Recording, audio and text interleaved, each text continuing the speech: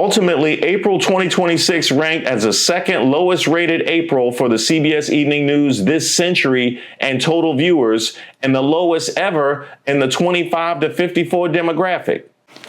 The lowest ever? The lowest ever? They doing Trump numbers. You mean to tell me that going back to last century, it was more people watching CBS Evening News like after Thriller came out than right now?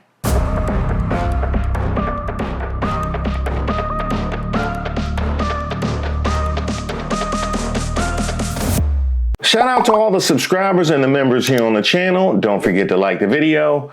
I'm Reese Waters, and I'm troubled. Hey, y'all want to see a dead network?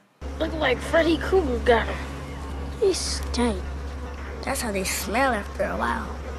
I wonder why it took them people so long to pick them up. There was a time not very long ago when Ben Shapiro could reasonably call himself the king of all conservative media.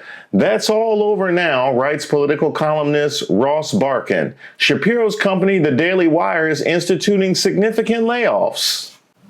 Layoffs? What, they think they the Washington Post? Yeah. Its YouTube channel's subscriber base is starting to shrink, and its website has emerged as one of the great traffic losers in conservative media. There are Daily Wire YouTube videos that now, after a few days online, have less than 10,000 views, a catastrophically small number for a channel with more than 3 million subscribers. Wait a minute. Ain't no way. Ain't no way. I said, what? She said, yeah. I said, no. Wow. Wow. You mean people didn't want to watch the history of white slavery? That's crazy. You mean to tell me it wasn't 10,000 people out there that wanted to listen to Ben Shapiro talk about promiscuity? You know, even for the comedy of it. Give me everything you got for this wet-ass P-word. I mean, a bucket and a mop? This sounds like there's something that is going on here that is not biologically normal. And by the way, the song is so unsexy that it frankly sounds like somebody describing what amounts to a serious condition that requires the care of a doctor. There are a few sort of giveaways here. So first of all, a bucket and a mop for this wet-ass P-word. So first of all, she had to clarify whether wet-ass P-word was a description of the P word or whether one of the clinical symptoms here was also diarrhea. Bring a bucket and a mop. So this suggests that there's an awful lot of, not to be too graphic, but some sort of medical discharge that's happening here. It was bad enough that I didn't get no play. But when y'all giving it out easy, then how I'm supposed to feel? Damn it. The top comments all mock the low view counts. Ben Shapiro, your top comments is all about, you got to clean those up, baby. Come on. We'll get you somebody that could clean up the, oh, you had to lay them off? So you mean to tell me they dragging you in your own comments? Your views, they actually helping your views and your engagement in the dragging. They're about to drag you. They're about to drag you in these comments. In these comments. In these comments. If a variety of poor business decisions can't be blamed in part for the Daily Wire's fall from grace, ill-fated investments in feature films and epic fantasy series and peculiar merchandise, the greater story is the collapse of Shapiro's constituency, writes Barkan. There are two realities to Shapiro conservatism in 2026. It retains a significant foothold among Republican elites, and it is being fast rejected by the future grassroots of the party. Hey, Jonathan Majors, let me holler at you. Yeah, they said ill-fated feature films. Ill-fated. Yeah, I seen y'all fall through that window. I saw all that. They probably laid off the person that was supposed to be holding y'all on the other side. I said, hold up, wait a minute, something ain't right. And camera set. Here we go, guys. Ready? In 3, 2, 1, action! No! Oh! Yeah. Guys. Let it come back. Let it come back. Yeah. Good? I'm good. You good? Hey, Ben Shapiro, you mean to tell me all that FaceTime you did on the Charlie Kirk show didn't work? Oh, you blame the Charlie Kirk show? Well, that's true. We ain't felt the same about Erica since she went on there. That's true. That is a fair point. And it completely destroyed TPUSA. That's fair. Why don't you start fighting with Candace again?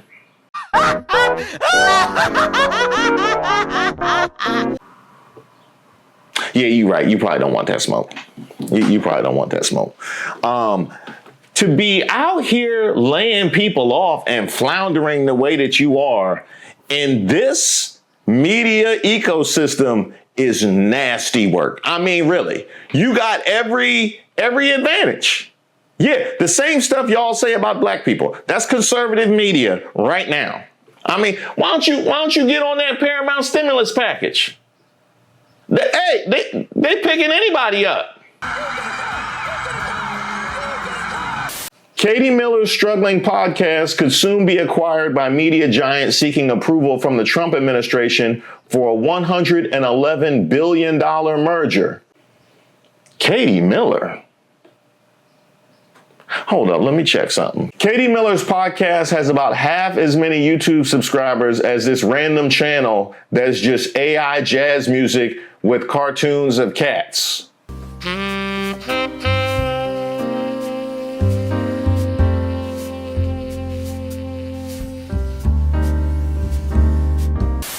Is it real cats or are the cats AI too? Is it a whole AI cat jazz combination? Yeah, that could be tough to beat, Katie Miller. I can see why you're struggling.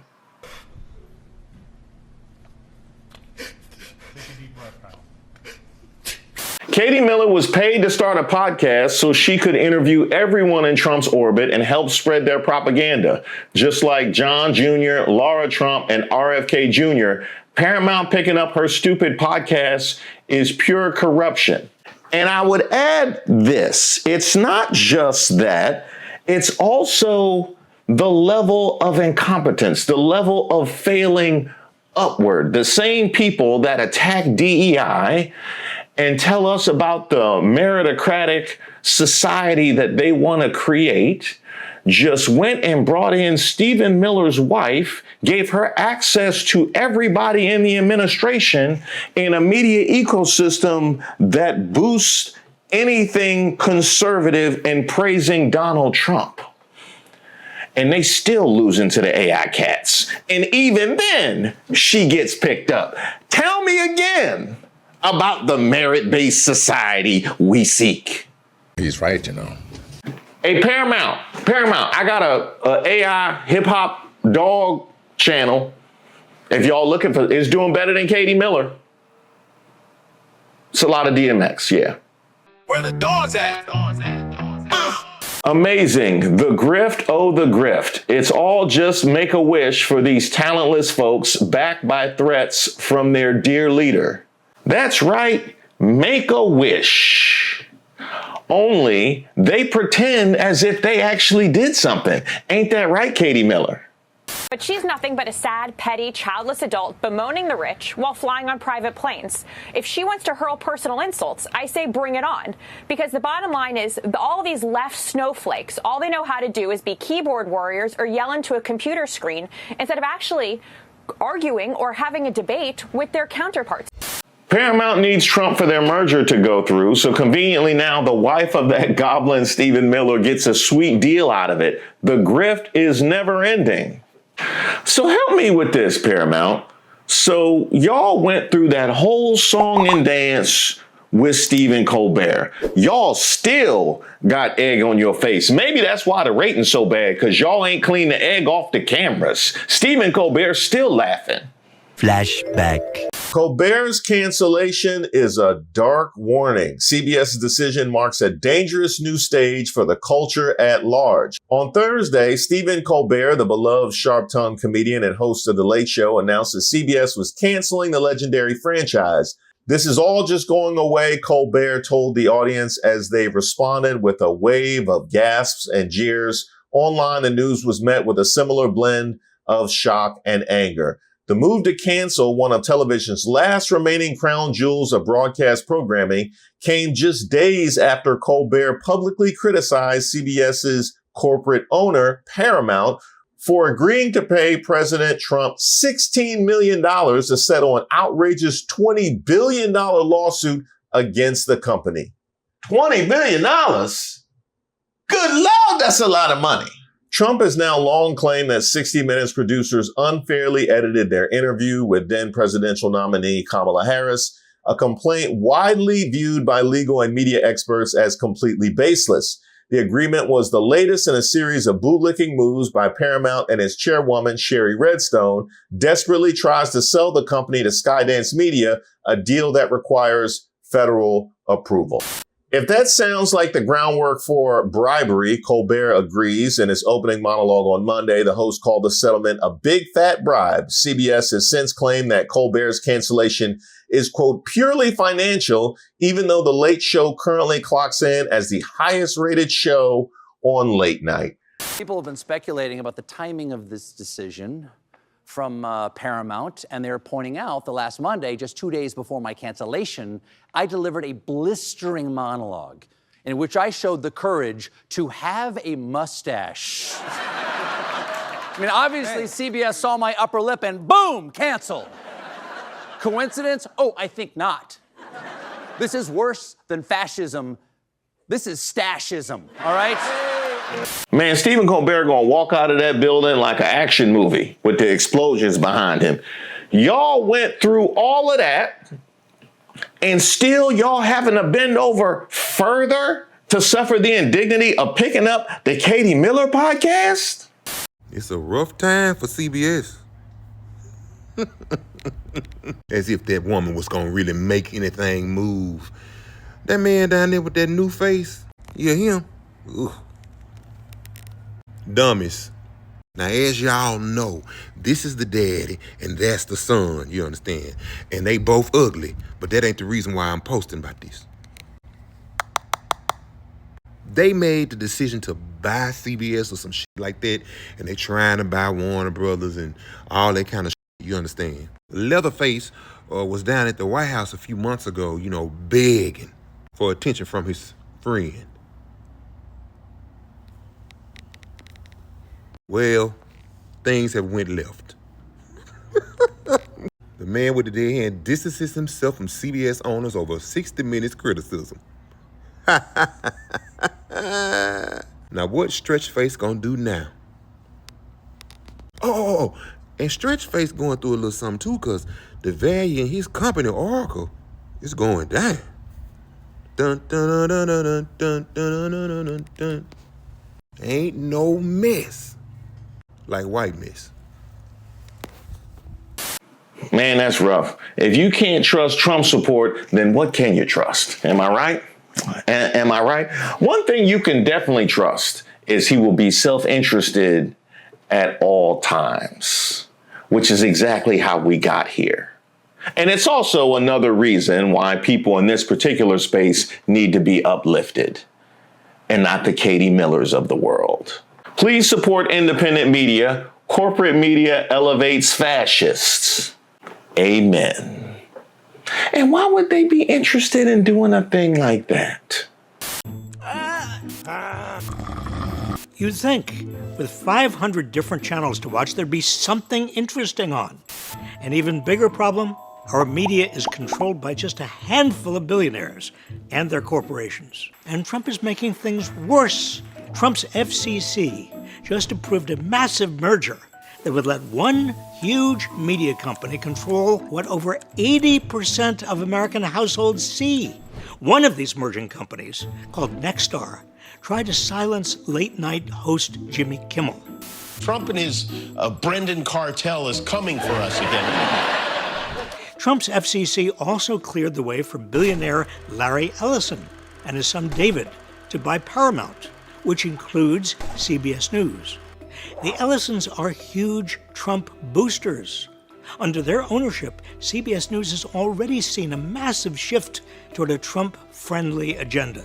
CBS News abruptly pulled an investigative report on 60 Minutes just a day before it was set to air. That report examined allegations of abuse and torture suffered by men deported by the Trump administration and sent to a prison in El Salvador.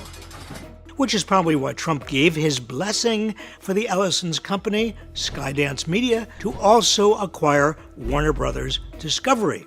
If that deal goes through, Trump allies would also control CNN. Larry Ellison has reportedly had discussions with Trump about firing CNN hosts Trump doesn't like. And thanks to Trump, the Ellisons can also count TikTok as part of their growing media empire. Did you know that 1 out of 5 Americans gets their news from TikTok? And you thought Fox News was bad. Don't forget the other media billionaires Trump has in his corner. Trump's billionaire suck-ups already control a huge portion of the information Americans get. The more his cronies control, the less Americans will know. A free press is vital to democracy. But for Trump and his billionaire buddies, it's all about accumulating more power and more wealth. They know that a well-informed public could stop them from acquiring both. So what can we do about this? Pressure our state attorneys general to sue and block these mergers. And when Democrats take back power at the federal level, bust up these massive media conglomerates. And we should support our local independent media, as well as outlets like NPR and PBS, news funded by the public, not owned by billionaires. As a once respected newspaper says, democracy dies in darkness. We can't let Trump's billionaire helpers turn out the lights.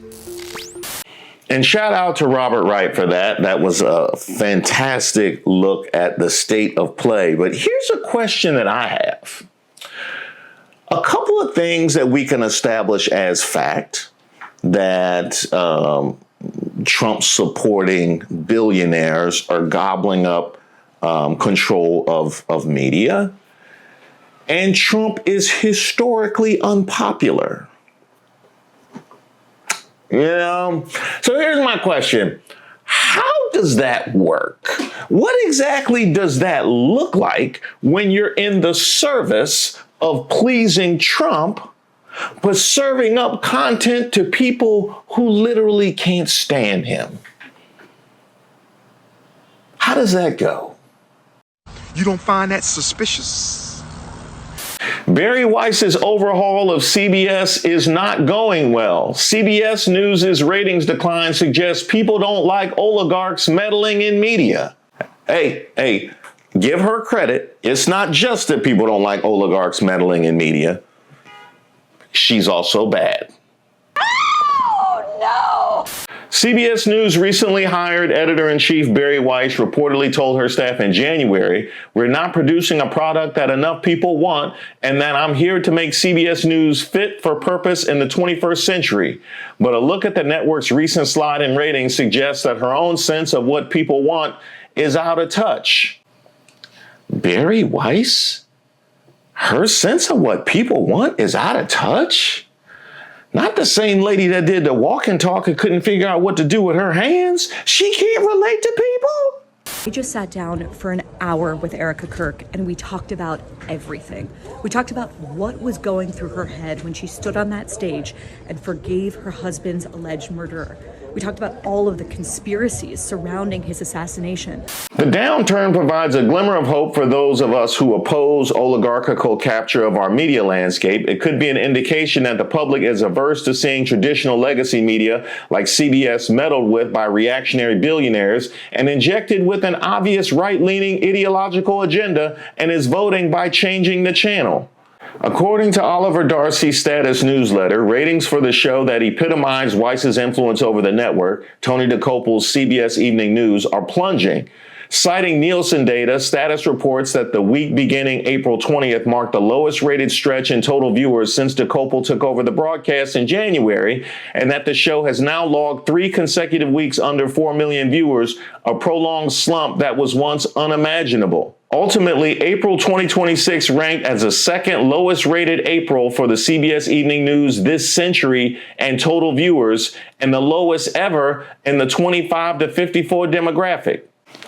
The lowest ever? The lowest ever? They doing Trump numbers. You mean to tell me that going back to last century, it was more people watching CBS Evening News like after Thriller came out than right now? Bari Weiss's wife, Nellie Bowles, post on X, sort of mocking our reporting, calling it, quote, simply a catastrophe in sarcasm. If you post the worst ratings on record for your morning show and the worst ratings on record in the 21st century for your evening news show, there's no other word to describe it other than an utter catastrophe. It's like if I took over the free press and I lost a third of the advertiser demo in a quarter, I think you guys would say it's a catastrophe. I think you'd say it's pretty disastrous. And that's what happened under Bari Weiss. And by the way, again, we should point out, it's not like everyone else was flat.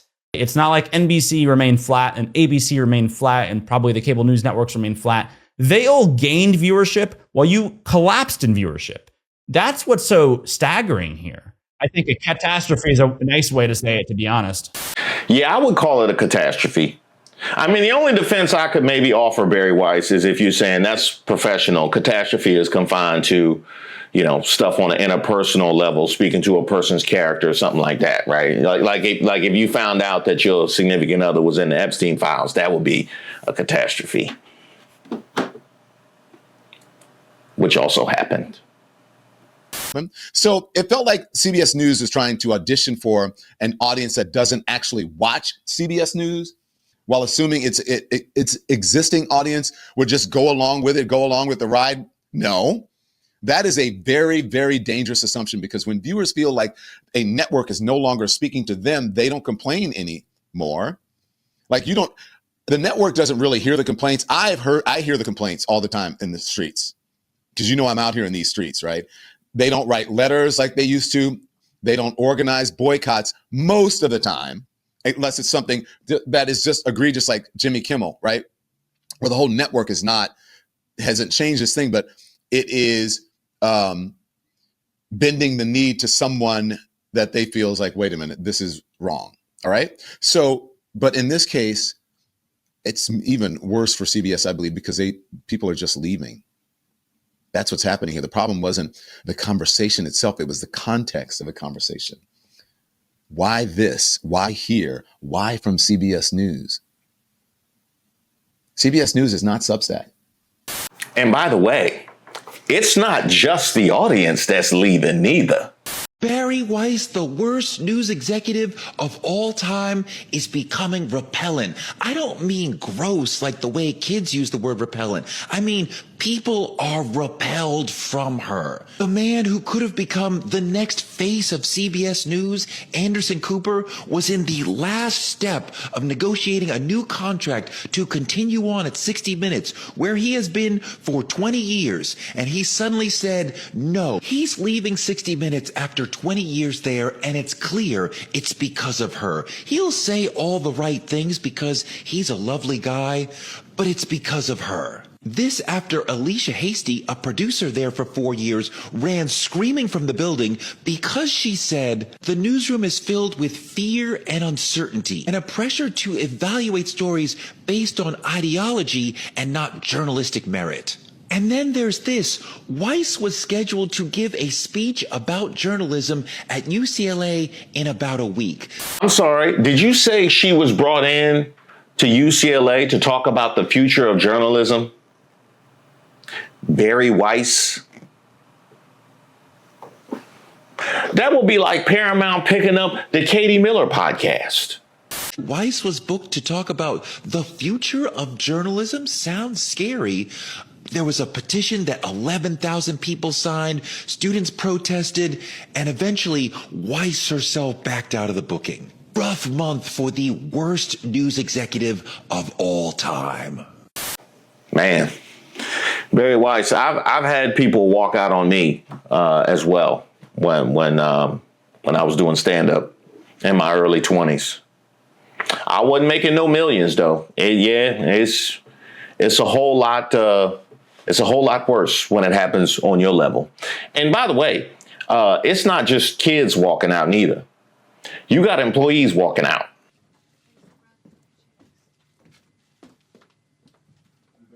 CBS News union members hold 24-hour walkout over failed contract negotiations with management. Writers Guild members stage walkout over stalled negotiations. Things so bad at CBS, even when you see good news, it's bad news. Yes! Yes! Yes! Yes! Yes! Yes! Yes! No! No! No! CBS News streaming employees reach deal on new contract after walkout. Union has reached a tentative agreement for a 3-year contract after holding a 24-hour walkout in March. But more than 95% of employees had signed a strike pledge on March 10th, a day after the unit's contract expired, asking for guaranteed wage increases, meaningful overtime rules, protected union jurisdiction, and flexible work from home protections. The walkout had come amid broader uncertainty about the fate of CBS News employees.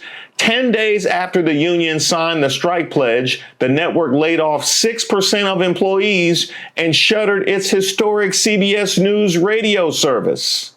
More layoffs at the Bari Weiss-led network are expected in the event that parent company Paramount Skydance's pending acquisition of CNN's parent company Warner Brothers Discovery is approved as part of a broader strategy to achieve $6 billion in cost-saving synergies from the deal.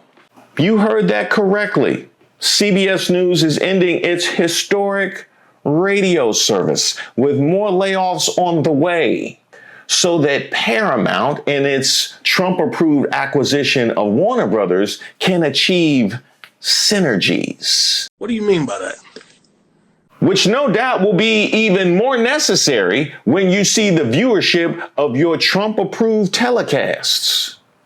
And it distresses me so terribly. CBS is a different organization that I had worked for. CBS has now been taken over thanks to greedy owners, Sherry Redstone, partnering with David Ellison, Larry Ellison's son. And their greed has caused the venerable CBS to actually disassemble, to crash into crumbles. And then they've hired this, I don't know what to call Bari Weiss. Shout out to Connie Chung and new friend of the program, Maury Povich. By the way, you will see more of him on this particular channel and me on his as well. So shout out to them. And I couldn't have echoed their sentiments anymore. And if we want to find an answer to the question that I asked in the beginning, exactly what does it look like when you're servicing a public that by and large hates the audience of one that you are looking to approve? Well, look no further than Tony Dokoupil. To other news now, to Governor Walz. No, we're going to do Mark Kelly. First day, big problems here. CBS News editor-in-chief Bari Weiss is planning to let evening news anchor Tony Dokoupil loose on the network's 60 Minutes show as part of a major shakeup of the news magazine. Wait a minute. The same Tony Dokoupil that viewers ready to run off of the evening news desk? So y'all decided more was the answer? As well as adding Dokoupil, whose promotion to the evening news slot has been a gap-filled ratings disaster for the network, to the roster, other CBS News correspondents such as Matt Gutman are also expected to be given new roles within 60 Minutes. One of the show's current contributing correspondents, Nora O'Donnell, is also being awarded more airtime next season. That's just like a MAGA. and in the mold of Trump, because y'all don't ask for no consent. Y'all got all the information from the audience, but you gonna force your way. That's okay. Yep. No, it's consistent. So true. Dokoupil's transition to the hard-hitting, in-depth format comes after a scathing Vanity Fair article in April that cited more than 20 current and former CBS staffers and industry insiders, many of whom questioned his credentials and news sensibilities. He must have been Weiss's 7th or 8th choice because nobody would take the effing job, one CBS correspondent told the magazine of how Dokoupil became anchor. Tony Dokoupil. No, not only are you getting dragged and they running you out there to make a mockery of news, she ain't even want you. What's your next chapter?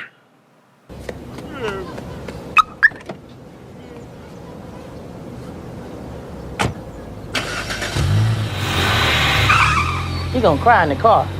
I mean, she wanted Brett Baer, she wanted Anderson Cooper, she wanted a name, and she does not see Tony Dokoupil as a name. A useful idiot for sure, but not a name.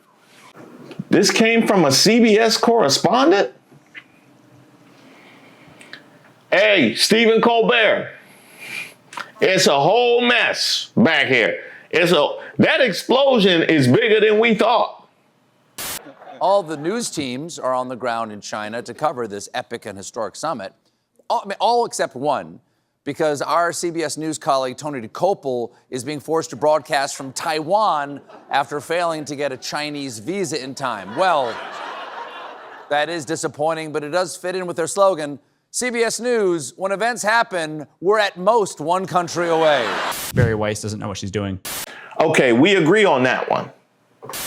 I think Bari Weiss is probably competitive and wants to win and doesn't like these headlines that her evening news show that she retooled is just collapsing and has historic low ratings. I mean, the lowest ratings literally of the 21st century. That's Bari Weiss. I think that's quite embarrassing for her. I don't know.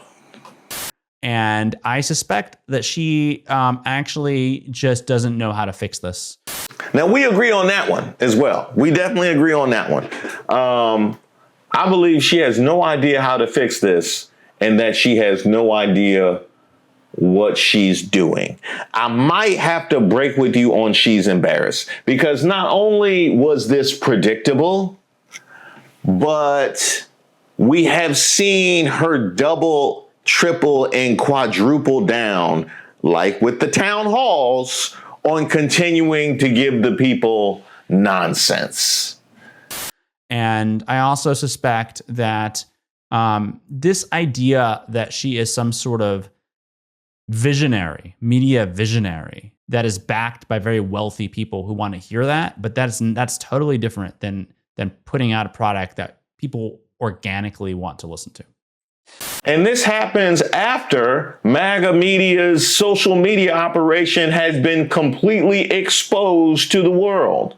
In the chaotic minutes after news broke that a gunman had attempted to breach security at the White House Correspondents' Dinner, a familiar pattern unfolded on social media. A chorus of pro-Trump influencers and officials arrived at the same eerily specific and singular conclusion: the country needs Donald Trump's ballroom.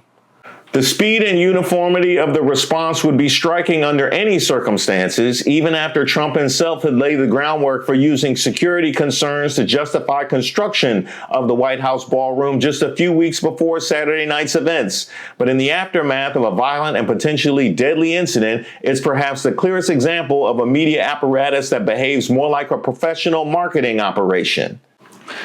And Bari Weiss, you're expecting us to see you as anything other than that? What reason have you given us to see you as anything other than that? And how's that going to play when he's under 40%? You know, give Tony Dokoupil some credit. Literally anybody that you drag out would get booed and tomatoes.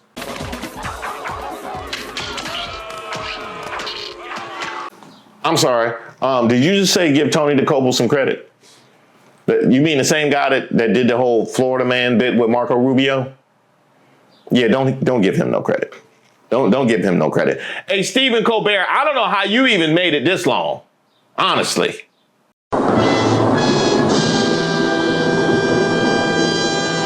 Good morning. I want to talk to you about a couple of stories having to do with Bari Weiss's tenure at CBS. First thing, she's doing a terrible job. She has created an evening news that no one is interested in. Viewership has fallen to about half of their biggest competitor, ABC.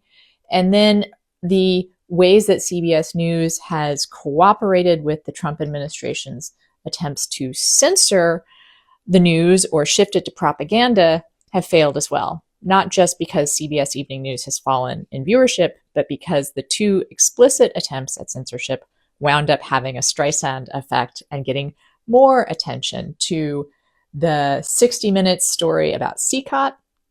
And then most dramatically, it could be argued that FCC trying to censor Tallarico is why he won the Senate race or Senate primary here in Texas. Oh, yes. I remember both of those. And you could put Colbert in there as well. Next story is bad news. Today, it was also announced that CBS is laying off 6% of its news division and completely shuttering its radio division.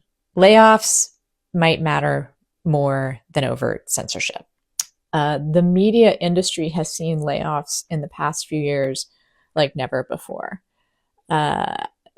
30,000, I believe, in 22 and 23, 17,000 last year. Just this decimation of journalism is the real cause of censorship because it's pervasive and subtle. Well, it's subtle to the degree that most people won't notice that those on their screen are largely white and male. The censorship is not necessarily what gets said. The censorship is who gets to say it. One more time for those in the back. In a survey of laid off journalists, 42% were people of color, while people of color only make up 17% of journalists in general. 68% of those who responded to the survey were women, but women only make up 42% of journalists in general. Yes, that is a phenomenal point because we've already covered on this platform just how seasoned the elevator down to HR seemed to be compared to the general population.